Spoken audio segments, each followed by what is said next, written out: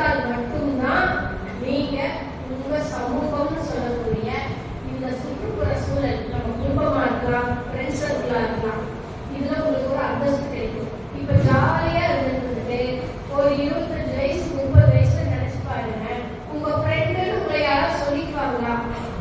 நீங்க ஒரு பொசிஷன்ல இருந்தா மட்டும்தான் என் ஃப்ரெண்டு அப்படின்னு சொல்லுவாங்க. இல்லைன்னா அவங்க சும்மா கூப்பிடுறாங்க இருக்காங்க அப்படின்னு சொல்லி உங்களை நிராகரிச்சிருவாங்க. அப்ப நம்ம சமூக அந்தஸ்து நம்ம கையில தான் இருக்கு. அப்ப நம்ம என்னென்ன தகுதியில உருவாக்கினா நமக்கு நல்லா இருக்கும்? நம்மளுக்கு சுற்றுப்புற சூழல் கெடுத்துதா, நம்மளே கெடுத்துக்கிறோமா தெரியும்.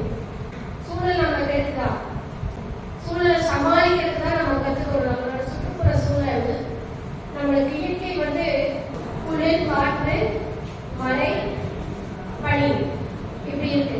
அதே மாதிரி நம்மளை சுற்றி இருக்கு இயற்கை தன்னோட வேலை கரெக்டா செய்தல்ல. அதுக்கு யாராவது சொல்லி கொடுக்குறாங்களா? ஆனா ஹியூமன் நம்ம தான் நம்மளே ஃபிக்ஸ் பண்ணிட்டு நம்மளே சரின்னு நினைச்சுக்கிட்டு கரெக்டா இருக்கிறத தப்பா செஞ்சுட்டு இருக்கோம். சூழல் எங்கேயுமே கிடைக்காது. ஆனா நம்மளோட சிந்தனை, நம்மளோட எண்ணம், நம்மளோட செயல் தான் நம்மளுக்கு எடுத்தது. இப்போ ஒரு ஃப்ரெண்டு நம்ம கூட இருக்கிறவங்க ஒரு தவறு செய்யாமே தெரியுது, ஒண்ணு அவங்க திருத்தறதுக்கு முயற்சி பண்ணணும், இல்லைன்னா அவங்க விட்டு விலகி வரணும். 2 ஆப்ஷன் இருக்குல்ல. நம்ம என்ன பண்றோம்?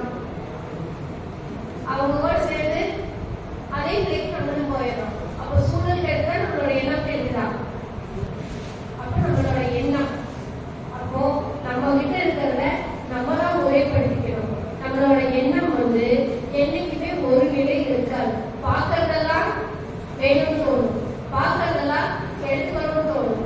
இதை முறைப்படுத்தணும்னா நீங்க எல்லாருமே சக்சஸ்ஃபுல்லா வர முடியும். அப்புறம் உணர்ச்சி வசப்பட்டு நம்ம பேசுறோம்ல, கோபத்துல இருக்கலாம், சந்தோஷத்துல இருக்கலாம். இது எல்லாமே நீங்க உங்க ஃப்ரெண்ட்ஸ் சர்க்கிள்லயாகட்டும், உங்க வீட்டு சர்க்கிள்ல, இல்ல உங்க லெக்சர்ஸ் கிட்ட பேசுறப்ப அந்த உணர்ச்சி வசப்படக்கூடியதான் உங்களை கீழ்நோக்கி இழுத்துட்டே போகும். அப்போ இதை எப்படி நம்ம முறைப்படுத்திக்கலாம் அப்படின்னா, உங்களோட கற்றல் இங்கெல்லாம் நீங்க பயன்படுத்தணும். அப்போ உணர்ச்சி வசப்பட்டு ஒருத்தர் கோபப்பட்டு திட்டறதுனால நம்ம பிரச்சனை தீர்ந்துதா, இல்ல அதை விட்டு ஓடி போறதுனால பிரச்சனை தீர்ந்துருமா? எப்படினாலும் நீங்க தான் சமாளிச்சாகணும். இந்த சமாளிக்கும் திறனை நீங்க உருவாக்கணும்.